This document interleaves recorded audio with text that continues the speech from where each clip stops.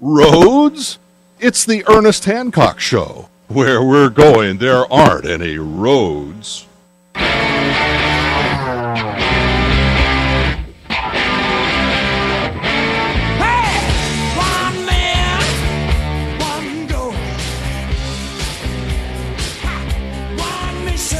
Oh, we're on a mission. You know, what I want to do is I want to make sure that we understand what's, coming after us. I tell you what's coming after us. It's the food police. The food police gonna come get us. And we got Barbara Peterson on from Farmwars.info. And I want to, so the people understand what it is that you are facing and what you have to protect and what you're doing. Go ahead and explain to us how you live your life. You have a small farm. How large is it? Where is it? How long you been there? What kind of animals do you have? And then we'll get into how it might be impacted. Go ahead and share with us. Well, I retired from the Department of Corrections, and after working in a place like that, I really kind of wanted to be out where there's not too many people. So I moved to a place in Oregon. I have Southern Oregon, about 20 acres here. I've got horses. I was raising sheep. But now I have geese and chickens, and I've got my garden in the backyard, and that's about a quarter of an acre. And let me tell you, it's a learning process because I really hadn't done that before, especially in an area here that has 37 days worth of a growing season. That's not much. So I'm working on doing inside stuff. But the problem that I'm going to be facing, as are all people that really want to grow their own food, grow local and all that stuff, and get away from this factory farming garbage, is that we're being dragged in, kicking and screaming, into this Codex Alimentarius, which wants to take over all of our food. And they've put in with this S510, the tester amendment, which is supposedly supposed to protect people like me within a 275-mile radius. You're supposed to be okay. That's considered local now. And this means squat. They're not protecting us. It never was for protection.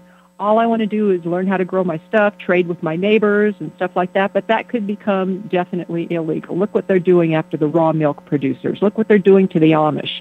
They're going after them if they try to sell some raw milk. Oh, my goodness. And it was in a co-op, so they destroyed the milk and had armed raids. This is what's coming in even more so, because Codex Alimentarius is being implemented. It's not something that is not here, is in the future. It is being implemented one step at a time. And S510 specifically states that it's going to harmonize with requirements under Codex. Well, who is behind this? What is behind it? What's the industry behind it? What the company? I mean, I keep hearing Monsanto being thrown around, but that's just one company. I mean, is there something behind that company? Is there an industry that we need to worry about? This is my concern, Barbara. As things start to devolve into, I don't know, whatever the heck's coming, chaos, police state, whatever. I know a lot of people that, such as yourself, that preparing, getting seeds, go buy some land. We're just going to go out, land's getting cheaper and so on. So we go, fine, I'll go out here. Well, if I start growing my own food, and Lord forbid I have some extra, and I put the table out in my front, my property by the road, and I got my lemonade stand and my cucumbers, and I say, yep, here they are. Well, they're raiding little kid lemonade stands. I mean, so I'm wondering how that is going to play out with this law, because if you're in competition with a local grocer or something, it's just a phone call. And they say, hey, man, go get this. This guy's not paying his whatever. Go get him. And then some of my friends will say, yeah, well, we'll just barter. We'll trade in silver, or we'll get out of the system that way. I'm going, that's not going to stop them. I mean, it's all for our safety. And this brainwashing, this media blitz on we're somehow at risk from people they're growing growing food without the right tractor or something. I'm not really sure what it is that they're trying to just make us afraid of our own food, and we need the government to protect us. And they do, but to what end? Is it? It has to be. Always comes down to money. Who benefits financially from this?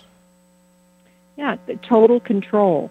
That's what they want over the food. Kissinger said, you control the food, you control the people. I mean, that's exactly what it is. We in America are shielded at this point through the lies that the media puts up, and we believe the lies, so we don't open them up and see what's really going on. And what's really going on is we're becoming, the way they're trying to push us in, is becoming a world people through the World Trade Organization, through the United Nations. Okay, they want to get rid of our sovereignty. They want to get rid of our Constitution. We're not supposed to have any rights. The only people that are supposed to, according to them, have the rights are this top, I don't know what it is, 1 to 3% of the people that have all the money. And let's face it, when you have all that money, you have a lot of control, but you also have an addiction to that control. And you do not want to see anybody standing up and defying it. It's going back to a feudal system where the serfs do exactly what the ruling class tells them to do. And they're not going to give them the best. The serfs never get the best off the table. The serfs get scraps and something that's going to keep them in line. They get the fluoridated water. They get the genetically modified garbage that's supposed to pass for food. That's what we get.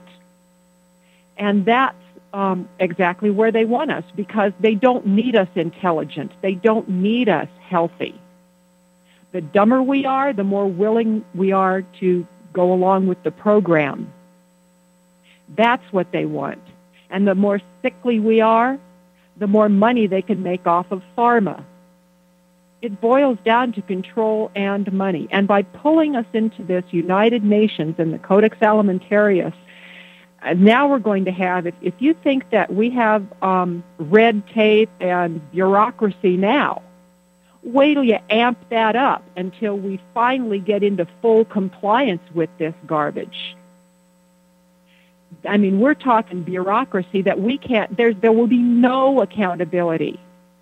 They will be able to bust in your door, grab your tomato plant out of the window because they determined that it was their opinion that it might be a danger, because somebody called them up on the hotline and said, oh, so-and-so's growing tomatoes in her house, and, well, we think a kid might have gotten hold of a tomato and maybe got sick from it.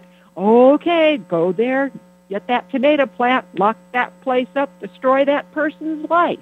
And that's where we're going, exactly where we're going, if these people get their way. Well, these people, it's they, them, those. I mean, it's always, people won't leave us alone. I'm hip to that. But, I'd like to see what it is that we're going to be able to do about it. And one of the things I always thought we could do about it is just get outside. Technology and advances in the ability to grow food and so on give us a lot of freedom, a lot of independence. Well, they're trying to take that away.